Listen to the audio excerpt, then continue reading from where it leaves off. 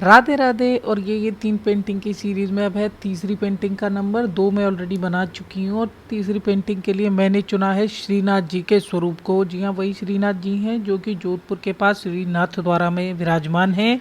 और यहाँ ना ये श्री कृष्ण के बाल रूप में विराजमान है, जो कि गोवर्धन पर्वत को धारण किए हुए हैं। और ये जितने सुंदर दिखते हैं ना, उतना ही रहस्यमय इनका इतिहास है। ऐसा कहा जाता है कि 1600-1700 ईस्वी में ये ना गोवर्धन में विराजते थे। वहीं श्री कृष्ण के 5000 साल पहले वहीं ये खुद ही प्रकट हुए थे और तब से ही वहीं विराजमान थे। तो 1600-1700 ईस्वी में जब मुगल शासक औरंगजेब का शासनकाल आया तो उसने हमारे हिंदू मंदिर देवी देवताओं को नष्ट करना शुरू कर दिया। और जब वो इन सबको नष्ट करते करते कई मंदिरों को तोड़ते हुए जब वो गोवर्धन पहुंचा, तो उन्होंने श्रीनाथ जी के इस स्वरूप को भी नष्ट करने की पूरी कोशिश की उस औरंगजेब ने। तो हमारे उनके श्रीनाथ जी के कुछ भक्तों ने और शिष्यों ने इनको वहाँ से छुपते छुपाते जब वो राजस्थान की तरफ लाए, तो जब हमारे राजपूत राजाओं को इस बारे में जानकारी हुई, उनको पता चला, तो उन्होंने एक तरह से सौगंध खा ली कि हम चाहे मर जाएंगे लेकिन अपने ठाकुर को कुछ नहीं होने देंगे। और हमारे राजपूत राजा अपनी लाखों की सेना के साथ ना औरंगजेब से भिड़ गए और उनसे लड़ते लड़ाते जब वो जोधपुर की तरफ श्री नाथद्वारा में पहुँचे, तो यहाँ पहुंचकर हमारे जो ठाकुर जी हैं ना, वो खुद ही मत चल गए, वहाँ से आगे बढ़े ही नहीं, जैसे कि वो खुद नाथद्वारा में रहना चाहती हूँ।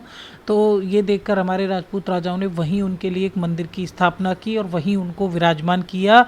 और जब से वो वहीं रहने लगे और औरंगजेब का फिर भी मन नहीं भरा और वहाँ पे भी वो उनको नष्ट करने पहुँच गया, तो ठाकुर जी ने क्रोध में आकर उसको अंधा कर दिया।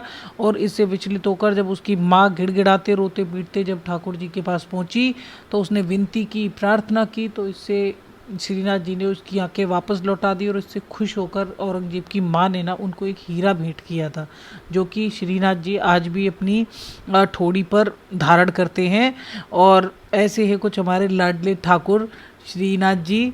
और ये इस पेंटिंग में मैंने है ना कुछ पिछवई आर्ट में ना कुछ फूल बेल पत्तियों का भी प्रयोग किया है, जो कि यहीं की एक प्रसिद्ध कला है।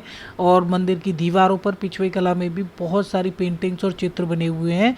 तो ऐसे ही 3 दिन करते करते कुछ इतना सुंदर सा स्वरूप बन के तैयार हुआ है मेरे श्रीनाथ जी का, जो कि बहुत सुंदर लग रहा है। और उद्योगपति मुकेश अंबानी भी श्रीनाथ जी के बहुत बड़े भक्त हैं, वो इनको बहुत ज़्यादा मानते हैं और अक्सर श्रीनाथ द्वारा में इनके दर्शनों के लिए जाते हैं। और अगर आपको ये पसंद आया है स्वरूप, तो कमेंट करना बिल्कुल मत भूलना। चैनल को कर देना सब्सक्राइब, लाइक एंड शेयर।